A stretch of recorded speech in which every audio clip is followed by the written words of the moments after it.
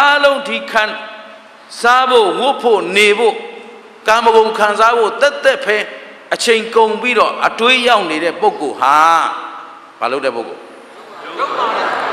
ယုံညံ့တဲ့ပုဂ္ဂိုလ်ယုံပါတယ်လို့မပြောလိုက်နဲ့ယုံလဲယုံတယ်ညံ့လဲညံ့တယ်နော်ယုံတယ်ဆိုတာမြင့်မြတ်တဲ့အတွေးမရှိဘူးညံ့တယ်ဆိုတာဖြင်းတယ်ကိုယ့်ဘဝကိုအသုံးမချတတ်ဘူးခုတော်ကောင်းတို့ဘာဘာသာကိုးကွယ်တာဗုဒ္ဓဘာသာဆိုတာဘာခေါ်တာလဲဘုရားအဆုံးအမကိုလိုက်နာကျင့်သုံးနေတယ်ဗုဒ္ဓဘာသာလို့တခွန်းနဲ့ပြောရင်တော့ဘုရားရဲ့အဆုံးအမဗုဒ္ဓဘာသာဝင်ဆိုရင်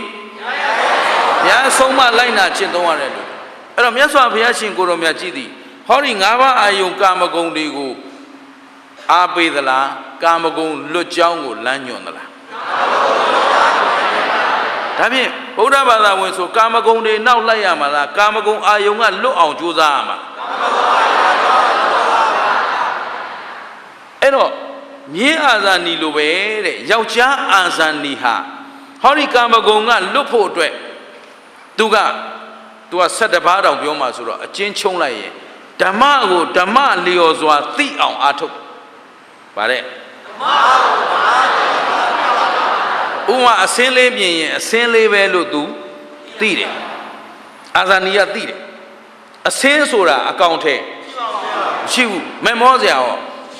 ဘယ်လောက်ပဲအစင်းတွေပေါ်မက်မောနေပြည့်စုံသွားပြီလို့တင်းတိမ်သွားပြီလို့အခုခင်ဗျားတို့ကာမဂုဏ်နဲ့ပတ်သက်လို့သုံးဆောင်နေတဲ့ပစ္စည်းတွေပဲကြည့်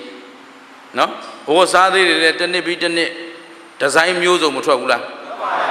အဲ့ဒီဒီဇိုင်းမျိုးစုံလိုချင်နေရင်ခင်ဗျားတို့ရတဲ့လကလောက်ပါမလားထိုနည်းတူစွာပဲတယ်လီဖုန်းဟမ်မျိုးစုံ iPhone 4မှမပြီးသေးဘူး 4S လာပြီ 4S SSS of 5ကနေ 5S လာအောင်မှာခင်ဗျားတို့တော့မသေးမချင်းသူကထုတ်နေမှာနော်အဲ့တော့ Galaxy S S3 S4 မဟုတ်ဘူးတဲ့ Note 2 Note 3မဟုတ်သေးဘူးတဲ့ဟာနောက်ထပ်ထုတ်သမျှသာခင်ဗျားတို့လိုက်မယ်ဆိုရင်ဟင်အာယုန်တွေကအခုမဆွဲဆောင်ဘူးလားဆွဲဆောင်နေတာမော်တော်ကားလည်းဟိုမျိုးစားမှာကောင်းတာဒီမျိုးစားမှာကောင်းတာဒီလက်ရှိကားလည်းအကျွေးမကြေသေးဘူးနောက်ကားလည်းလိုချင်နေပြီသဘောပါသလားအဲ့ဒါကာမဂုဏ်အာယုန်တွေဟမ်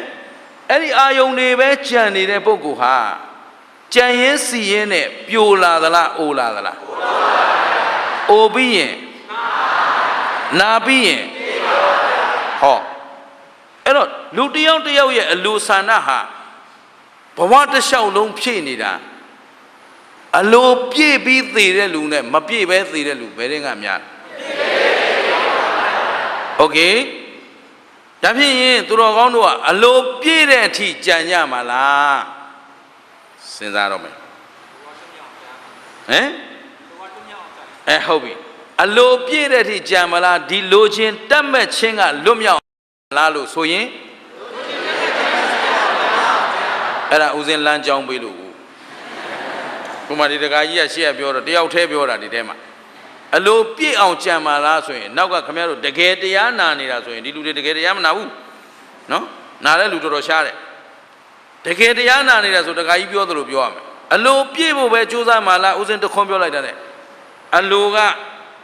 လွတ်မြောက်အောင်ကြိုးစားကြမှာပါဖရာလို့လာမှခင်ဗျားတို့တကယ်တရားနာနေတဲ့လူတွေဟောဦးစင်းကတရားဟောတဲ့နေရာမှာအဝိဇ္ဇာဆိုတာတခြားလားမသိတာလားလို့ဟောရတာတော့စိတ်ထဲမှာဖီးအောက်တာမရှိဘူးအဲ့ဒါအောက်ကဖြေမသိတာပါဗျာဘာမှစဉ်းစားစရာမလိုဘူးသူ့ဖေးထဲမှာပါပြီးသား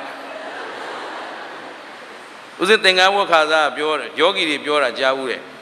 ဦးစင်းနဲ့ဘာမှစဉ်းစားမနေတဲ့ဆရာတော်မေးတဲ့ဟာနောက်ကမေးတဲ့ဟာသာဖြေလိုက်တယ်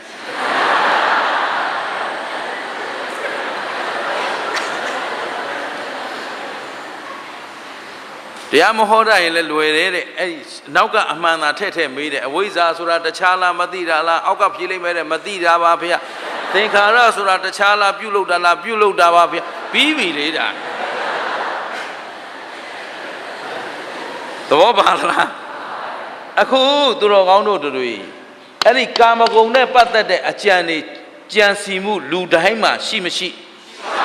အဲဒါလဲဝန်ခံလိုက်ကာမဂုဏ်မကြံတော့ဘူးဆိုနေတော့အကုန်ယဟန္တာဖြစ်နေပြီဟုတ်ပြီနော်အခုဒီအဝတ်တွေနဲ့လာကြတဲ့ကရင်တယောက်မှမကုံသေးဘူးဆိုတာသိကြတယ်ဂျင်းနသလားဒါဖြင့်သူတော်ဟောတို့၅ပါးယုံကာမဂုဏ်နဲ့ပတ်သက်တဲ့အကြံတွေရှိမရှိအဲ့ဒီအကြံအတွက်ပဲတစ်နေ့တစ်နေ့အချိန်ကုန်နေရင်ဒီပုဂ္ဂိုလ်ဟာအာဇာနည်လား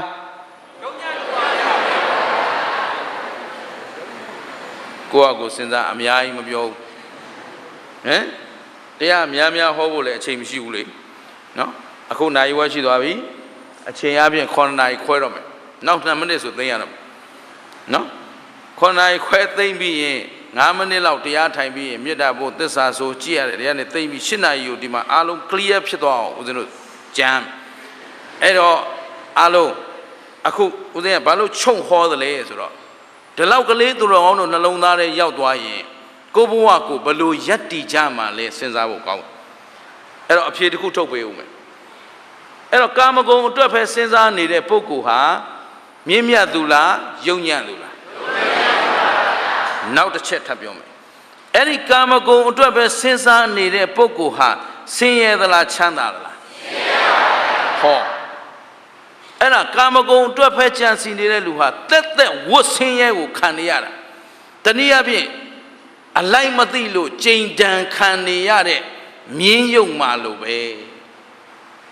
အခုခင်ဗျားတို့သားရှိတော့သားဒဏ်မခံရဘူးလားသမီးရှိတော့သမီးဒဏ်ဟုတ်တယ်တော့တခါကိုယ်ရုပ်ကိုယ်နာအတွက်ဒီရုပ်အတွက်ကောပံ့ပိုးဖြည့်ဆည်းမှုတွေမလုပ်ရဘူးလားဒီရုပ်အတွက်ကောခင်ဗျားတို့အခုတည်သွားတဲ့ပုံကိုယ်တွေအထိစဉ်းစားမွေးကာစကလေးကနေတည်သွားတဲ့အထိဒီရုပ်ကိုပြုပြင်ပြီးမနေရဘူးလားပြုပြင်နေရတဲ့အဝတ်စားမျိုးစုံဆင်ရတယ်အခုဒီကနေဒါလူအုပ်ကြီးနဲ့တရားနာချွေးတွေပြန်သွားဟိုရောက်ရေချိုးရမယ်အဝတ်လျှော်ရမယ်လုပ်အောင်မယ်ဟမ်ပြီးအဝတ်ကလေးအသစ်ကလေးပြန်ဝတ်မနဲ့လင်းတော့အဲ့ဒီဝတ်နဲ့တရားအလုပ်သွားလို့မဖြစ်ပြန်ဘူးအဲ့ဒီဝတ်တစ်ခါပြန်ချွေးရေချိုးတစ်ခါပြန်လဲစဉ်းစားစမ်းပြုစုနေရတာအဲ့မျက်နာလေးလဲဘာမှမလိမ့်မသွားလို့မဖြစ်ပြန်ဘူးလေမျက်နှာပြောင်ကြီးနဲ့ဘာလို့ဆိုအာသုဘကြီးတွေကိုသဘောပါသလားအာသုဘဆိုတော့ကာဘာမပါရင်အဆင်မပြေဘူးဗျအဲ့တော့အဲ့ဒီကာဘာအတွက်ကအများအားလုံးမလုပ်ရဘူးလားအလုံးနေရတယ်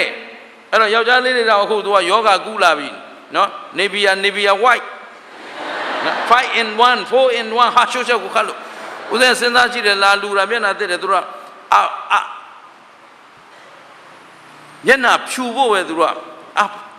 ဒီအဖြူရေးကိုပဲဦးစားပေးနေကြတော့မျက်နှာတစ်ချလိုက်တဲ့အခါအောက်ကကျွေကန်ဦးဇင်းကကျောင်းမှာကျွေကန်အနက်လှုပ်ထားတယ်နော်အနက်လှုပ်ထားတော့အဲ့အနက်ပေါ်ကျသွားတော့ဖွေးနေတာဟာဘာတွေလဲမသိဘူးသူတို့ကတော့အလွန်အကျွံဖြူတယ်လို့ပြောတာငါတို့ထုံးနေနေများတုတ်လွတ်သလားသဘောပါနဲ့နော်ပြီးတော့ဘာထူးလာတော့ဆိုတော့ဘာမှမထူးပုတ်စော်နာပဲသဘောပါလားကောင်းပြီအဲ့တော့အဲ့ဒီကာမဂုဏ်အတွက်အလုံးနေရတာကိုက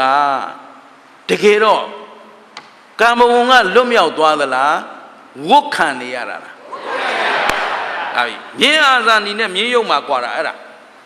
မြင်းအာဇာနီက तू ဝတ်ခံနေရတာ तू သိတယ်သိတော့ဒီချိန်တန်ကလွတ်ဖို့အမြဲတမ်းတတိရှိတယ်ဟုတ်ပလားဟဲ့အခုလည်းခင်ဗျားတို့နေ့စဉ်နဲ့မြဒီချိန်တန်ရိုက်နေခြင်းကိုခံနေရတယ်မနဲ့ထားပြေညထားပြေဟာညလဲကောင်းကောင်းအေးရသလားဆိုတော့မရဘူးလေဟိုဗမာပြည်နဲ့ချက်ရသေးတာသဘောပါလားအခုမျက်မှန်နေတော်ရောင်းကောင်းတယ်ဘာလို့ဆိုတယ်လီဖုန်းနဲ့ဆိုတော့တော်တော်နဲ့လည်းမမြင်ရဟုတ်ပြီနော်နောက်ဒီကအမြဲတမ်းလင်းနေတဲ့ဟာကြီးကိုကြည့်နေရတာဆိုတော့မကြည့်ပဲလည်းမနေနိုင် Facebook ကလည်းလောက်ရသေးတာဖွာဖို့အပေါ်ကနေကောင်းလို့ရလောက်တဲ့လူအမတန်ရှားတယ်အကောင်းအမှန်နဲ့အကျိုးရှိတာတင်ပြီးလုပ်နေတဲ့လူကအမတန်ရှားတယ်နော်တိုက်ခိုက်ရေးရဲနော်ရှုံချရေးရဲနော်အကွဲအပြဲရဲဂုံးတိုက်ဖို့ရဲနော်ရန်တိုက်ဖို့ရဲဒီပေါ်မှာအသုံးချနေတာသဘောပါသလားတခါတလေမြန်မာလူမျိုးတွေတဲ့စလုံးဖတ်ရင်းနဲ့တော့ကြောက်လာတယ်ဆယ်နီးပေါင်းစုံနိုင်ငံခြားကလူတွေဗမာလိုသိတာမှတ်လို့တယ်သူတို့ကလာလိုက်သေးတယ်နော်အခုဂျာမနီသွားတော့လဲဂျာမနီကနှုတ်ဆက်တယ်မင်္ဂလာပါ ဆွေဒင်သွားတော့လဲဆွေဒင်ကနှုတ်ဆက်တဲ့မင်္ဂလာပါတဲ့ဖုတ်ဖုတ်တဲ့တရားမေးခြင်းလို့တဲ့မင်းပါလူမျိုးလို့ဆို Swedish တဲ့ဟာတကဘာလုံးကတတ်နေပြီပေါ့ပေါ့လေးမထင်နဲ့